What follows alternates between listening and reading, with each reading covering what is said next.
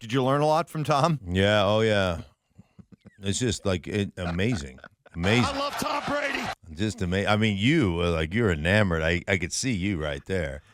I mean, it's I'm just doing that to bust. I'm just doing that to bust your chops a little bit. I'm close to putting Tom Brady on my list. I sense a little bit of oh wow, gee, I say the same thing every single week on my broadcast, but Tom Brady says it.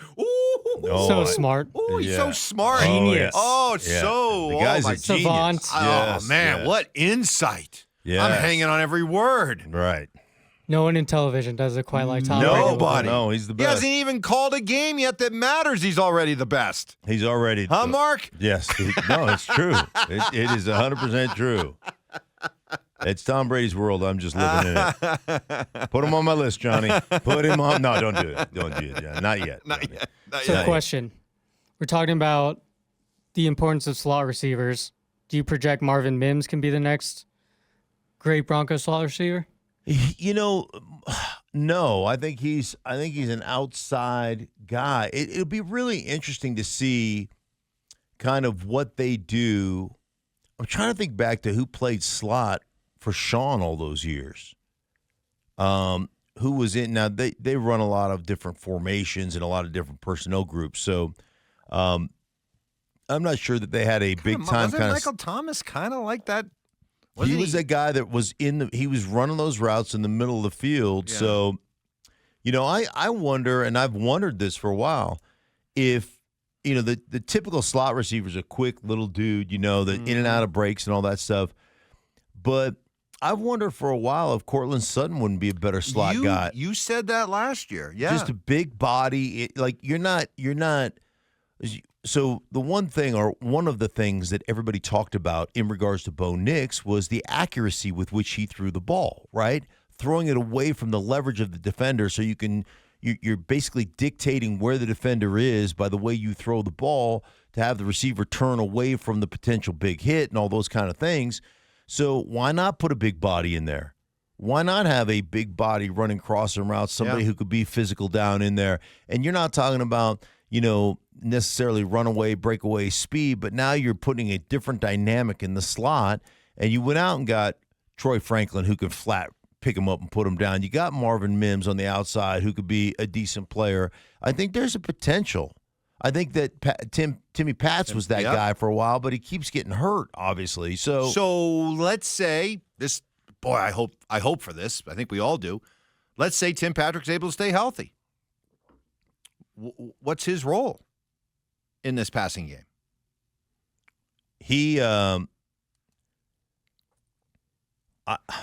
Tim Patrick is a good football player. Sure.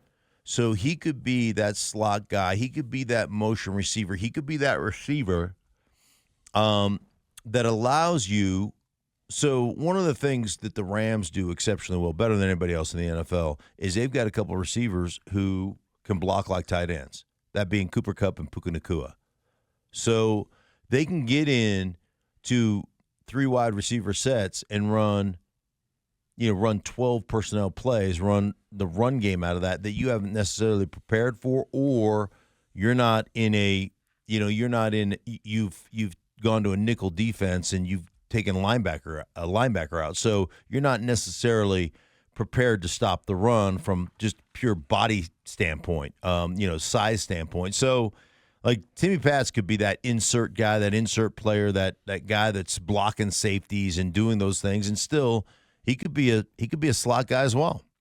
Good stuff. Getting your reaction, RamosLaw.com text line 303-713-1043. I mean, not from me, from Brady. It was great. Great stuff from Brady. I was okay. You know.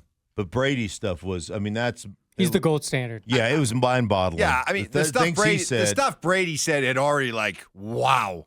Right. I've never heard that before. But you were like, you added like a little dessert.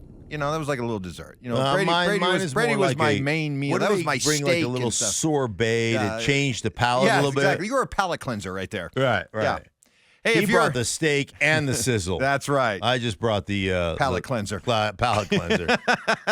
Now, we found out not too long ago in just the course of conversation that Johnny Fever and Sidney Cora, Rogue, Sid the Kid, behind the glass for us, are 20-somethings. Yes. Are you still 20s? Johnny? No, I'm 31. 31. All right. Same thing. Same thing. All blends together. No, Anyway, the same thing. But yeah. 28, we 31, find, it's all the find out that they have not seen a lot of the movies that are widely held as classics. Yeah. So not long ago, Johnny did a review of Hoosiers. He had never seen Hoosiers Right. before. Did not get a good review. No, a lot of tropes. A lot of tropes. Very mid, as one would say. Very mid. Very mid. Didn't age well, any of that kind of stuff. Yeah. So we also found out in the course of conversation that neither Johnny nor Rogue have ever seen Shawshank Redemption. It's a travesty. So we assigned that movie to him. Mm-hmm. So let us get our review. Okay. Rogue, let's start with you. Okay, so first of all, the movie's like not available on any streaming platform, so I had to rent it on YouTube. And I don't care about the pain. Show me the baby. Let's go. Yeah. No, that's and- a fair. which Criticism. doesn't say anything about the movie itself. It's just like, what the heck? Like, what's going on? Right. Why? So you were already a little bit jaded. No. I just feel like that movie should definitely be on one of the major streaming platforms. Right. Yeah, Netflix, Hulu. Okay. Okay. So they need to get their stuff together. All right. I fell asleep 20 minutes in. Oh, jeez. When did you rent it? Like 11 or something? Like, you know, Yeah, you gotta late. get up early. It was too late. But I knew I had to watch. Right. But How about those asleep. first? But you can finish great, it up. Great, yeah. You can finish it up tonight. All right. Yes, Well, I'm really all right. excited to finish You it. get incomplete. You'll Right. do your review tomorrow. But I Okay. can tell it's going to be. It already is. It's epic. Yeah. To be fair, it's narrated by Morgan Freeman, the Yeah. vast majority. Can't which go wrong is, with that. I mean, So, yeah, yeah. and that's just such a silky smooth voice. It'll The only thing put would you have right been to better sleep if it if was you're- Frank Caliendo, right, narrating. doing Right. Morgan Freeman. Or if Tom Brady was narrating it, because it would be the best narration in the Oh history my of God. television. I love Shawshank Redemption, but if Brady had been narrating it, I would have just been. Oh, yeah. God. Okay. All right. So Johnny, you saw. So Rogue, you'll give us your full review tomorrow. Johnny, you saw it. So go ahead. What do you think? It was really good. It was Really super good. solid. Yeah. Super solid. Yeah, I enjoyed it all the way through. The only question I have, and maybe I missed it towards the end when he's looking at the map, but how did Morgan Freeman get into Mexico without a passport?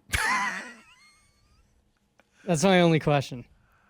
Did he sneak in? Yeah, back then. Or was it didn't implied really, that he just, well, they didn't, got there? They hadn't built the wall yet, Johnny. So back then you That's didn't. right. Yeah, back That's a then good you point, could just. Sting. Probably Yeah, you easier just go in and to out. just walk right over to Yeah. the beach. Yeah. You know, and find Tim Robbins right there. So you liked it, huh? Yeah, it was one of those movies too where I don't know if I'd watch it again all the way through, but watching it up until I guess what would be like the peak of it, the climax, just seeing the little subtleties that led up to that would be fun. Like my favorite movie is The Usual Suspects.